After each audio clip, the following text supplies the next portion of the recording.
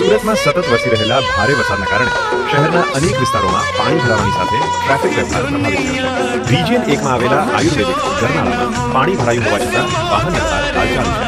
જ્યારે ભીમનગર ગરનાળા અને ગોલાઘાટી ગરનાળા ખાતે ટ્રાફિક ડાયવર્ઝન આપવામાં આવ્યું છે. મુસાફરોને વૈકલ્પિક માર્ગનો ઉપયોગ કરવાની સલાહ આપવામાં આવે છે. રિજિયન 2 માં આવેલ રઘુપુર ગરનાળાનો માર્ગ સંપૂર્ણપણે બંધ કરવામાં આવ્યો છે.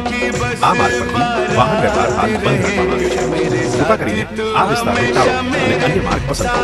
રિજિયન 3 માં ખાટુ શ્યામ મંદિર રોડ, બાટલી બોય 4 રસ્તા, ચીકુવાડી, પંચમુખી હનુમાન મંદિર, પનાસ અને મહાવીર કોલેજ રોડ વિસ્તારમાં ટ્રાફિક ડાયવર્ઝન અમલમાં છે. જોકે DGVCLથી શ્યામ મંદિર રોડ તરફ વાહન વ્યવહાર હાલ સામાન્ય રીતે ચાલુ છે. રિજિયન 4 માં કોઝવે માર્ગ સંપૂર્ણ બંધ છે. જ્યારે બોટનિકલ ગાર્ડન રોડ, અડાજણ વિસ્તાર,